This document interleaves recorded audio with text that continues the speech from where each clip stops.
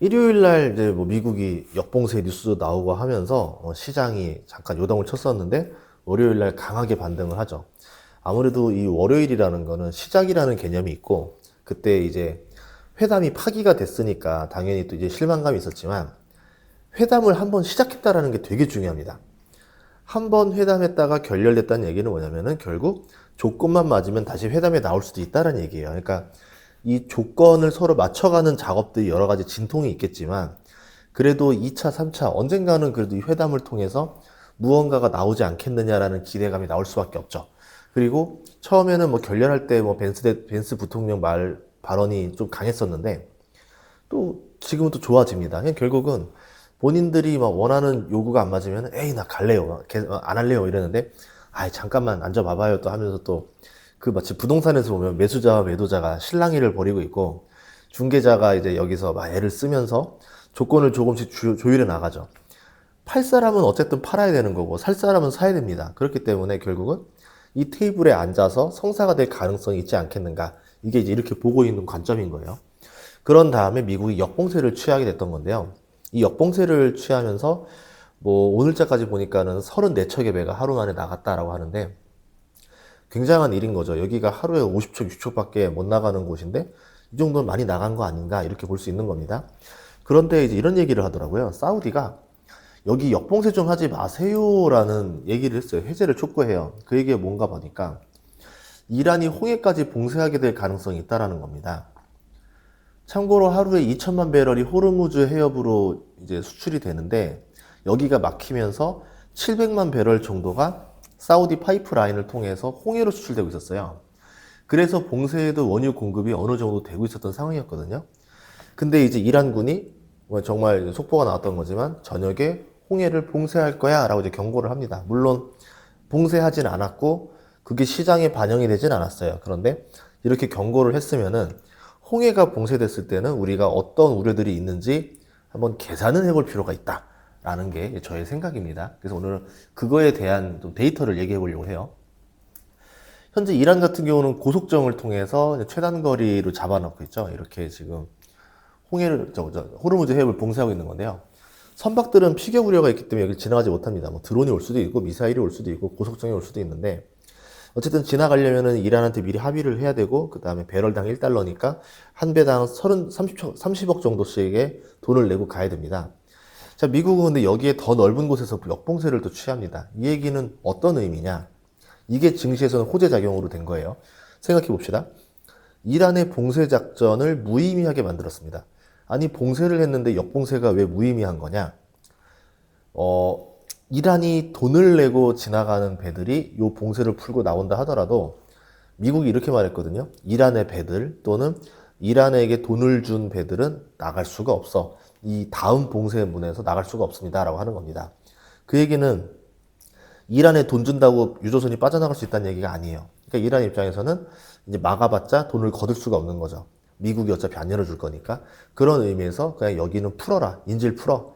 이거는 의미 없는 거야. 라고 하는 거죠. 차라리 이거 풀어줄 건 풀어주고 우리끼리 협상할 건 다른 거 협상하자는 겁니다. 근데 그 저번에 벤스랑 이번에 주말에 협상할 때 이걸 가지고 이 호르무즈 해협 봉쇄한 걸 가지고 자꾸 교환 카드를 꺼내니까 인질 가지고 협박하는 거잖아요. 그러니까 미국 입장에서는 이 인질을 해제시켜 놓은 다음에 협상을 하게 되면 인질범이 더 강한 걸 요구할 수가 없겠죠. 그러니까 지금 이란과 미국의 협상이 굉장히 많은 격차가 있었다라는 거를 알 수 있었던 거고 호르무즈 해협에 대한 유조선 봉쇄를 풀어버리면 격차가 많이 줄어들겠죠. 그러면 그 다음에 나올 건 뭡니까? 이 협상에서 뭔가 이제 타결될 가능성을 볼 수 있게 되는 거죠. 이제 이런 얘기였던 겁니다. 그래서 시장에서는 이거를 호재로 봤던 거다라고 보는 거고요. 이렇게 이제 봉쇄가 풀리면서 선박들이 지나가고 있습니다. 이런 뉴스가 나온 거고 이제 어쨌든 향후 회담에서 이란이 쓸 수 있는 카드가 하나 줄기 때문에 미국이 좀 유리한 협상을 하지 않겠는가? 그러면은 미국이 불리한 협상을 하는 게 아니라 유리한 협상을 하게 되니까 뭘 원하는 겁니까? 핵 포기해, 핵 아니면 전홍축으로 해 이렇게 될 가능성이 높겠죠. 그럼 이란은 결국은 쓰고 싶지 않은 카드였던 핵 협상 카드를 꺼내야 될 겁니다. 만약에 호르무즈 해협이 카드가 있었으면 이걸 대체했었겠죠. 핵은 절대 못 풀어주고 호르무즈 해협 봉쇄 풀어주는 조건으로 전쟁에 대해서 있었던 배상금 다 물어내 뭐 이런 얘기를 하려 했었던 건데 이 카드 하나를 날려먹었기 때문에 결국 핵카드를 써야지만 경제제재 해제라던가 뭐 배상금이라던가 이런 것도 받을 수 있지 않겠는가, 이렇게 볼 수 있을 것 같아요. 자, 그러면은 정말 우리 투자자들 생각대로 이렇게 이란이 순순히 협상을 할 거냐? 아니겠죠. 자, 생각해 봅시다. 협상을 하면 현 지휘부가 과연 민심에서 유리한 조건을 가져갈까요? 그렇진 않을 겁니다. 아마 정권을 유지하기 힘들 수도 있을 거고, 아마 이 협상에서 어쨌든 통과한다 하더라도 웬만큼 자기들이 승리한 협상이 아닌 이상은 지휘부 입장에서 좋을 건 없어요. 자, 그러면은 최대한 전쟁을 끌면서 유리한 협상을 받으려고 할 수 있죠. 근데 지금 상황에서 이렇게 되면은 꼭 이란이 유리해진다 볼 수도 없습니다. 호르무즈 해협이 풀리게 되면은. 그런 점에서 뭔가 변수를 다시 하나 만들어내야 돼요. 그래서 아마 이란이 초반부에는 계속 어떤 변수를 만드는 작업들을 하지 않을까라 보는 겁니다. 그래서 우크라이나도 예전에 러시아와 협상을 하는 중에도 계속 이제 전쟁을 하면서 정상적이지 않은 좀 특수한 전략들을 많이 썼었던 거죠.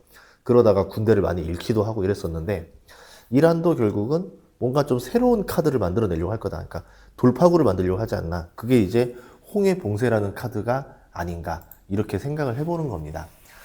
여기인데요. 바다 엘대구 이쪽인데, 여기 해협을 이제 봉쇄하게 되면 되게 좁은 곳이잖아요.